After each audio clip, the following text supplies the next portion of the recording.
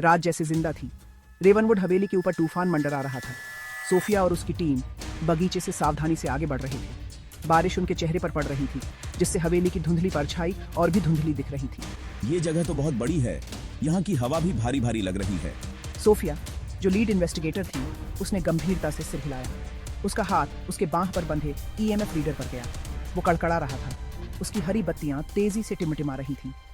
Sophia, यहाँ पर कुछ तो है। टीम सामने वाले दरवाजे पर पहुंची, जो लोहे का बना हुआ एक विशाल और भयानक दरवाजा था। वो अंदर बुलाते हुए जैसे कराह उठा। हवा का एक ठंडा झोंका आया और दरवाजा उनके पीछे जोर से बंद हो गया, जिससे वे अंधेरे में डूब गए। अंदर की हवा सड़न और धूल की गंध से भरी हुई थी। हर सांस के साथ एक अजीब सी ठंडक महसूस हो रही थी। हर कोने से मकड़ी के जाले लटके हुए थे और रोशनी बस उनके टॉर्च से आ रही थी, जो घने अंधेरे को चीरती हुई आगे बरच रही थी। हर कदम पर एक अनजानी सिहरन महसूस हो रही थी। जैसे जैसे वे हवेली में आगे बढ़ते गए, तापमान गिरता गया। ठंड इतनी बढ़ गई कि उनकी सांसें धुंधली हो गईं। लकड़ी के फर्श पर उनके कदम गूंज रहे थे और हर एक कदम उनके नाम की फुसफुसाहट जैसा लग रहा था।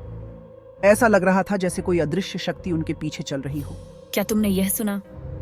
आंखें वो हिली जैसे कोई हमें देख रहा हो। एशले, जो एक इतिहासकार थी, उसने दीवार पर लगे एक चित्र की ओर इशारा किया।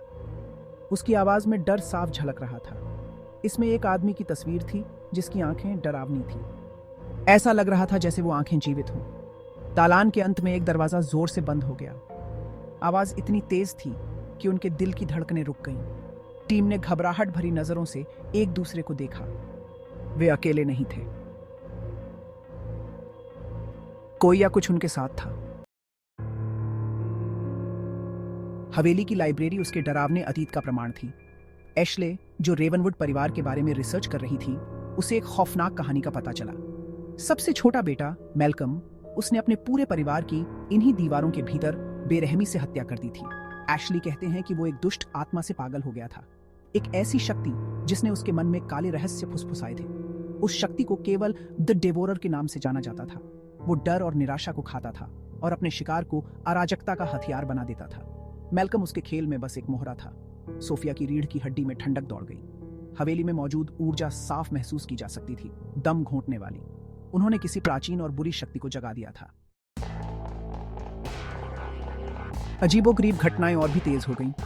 दरवाजे अपने आप बंद हो गए, जिससे टीम घुटन भरे अंधेरे में फंस गई। हॉल में बेजान हंसी गूंज उठी। ये देखो, ईएमएफ रीडर, ये तो हद से ज्यादा हो रहा है। यहाँ जो भी है वो और ताकतवर होता जा रहा है। फिर मतिभ्रम शुरू हो गया। एशले चीखी। उसने एक कोने की ओर इशारा किया, जहां परछाइयां विकृत आकार में लहरा रही थीं और मुड़ रही थीं। हे भगवान, क्या तुम वो देख रहे हो? मार्क ने कसम खाई कि उसने प्रेत देखे हैं। उनकी आंखें एक भयानक रोशनी से चमक रही थीं। कच्चा और आदिम भय ने उन्हें जकड़ लिया। द डेवोरर उनके साथ खेल रहा था, उनके डर को खा रहा था। हवेली की गहराई से एक भयानक आवाज गूंजी। इसने नींव को हिला दिया, जिससे उनके शरीर में कंपकंपी दौड़ गई। हवा सड़न की गंध से भर गई। हवेली के बॉलरूम में उन्होंने उस आवाज के स्रोत को खोज निकाला। कमरे के बीच में परछाइयों का एक घूमता हुआ भंवर था, जो काली ऊर्जा से कड़कड़ा रहा था। यह एक भयानक नजारा था, हकीकत के ताने बाने में एक दरार। द डेवोरर। सोफिया ने सांस ली। उसकी आवाज फुसफुसाहट से भी कम थी। वो जाग चुका था। भंवर फड़फड़ा रहा था, हर पल बड़ा होता जा रहा था।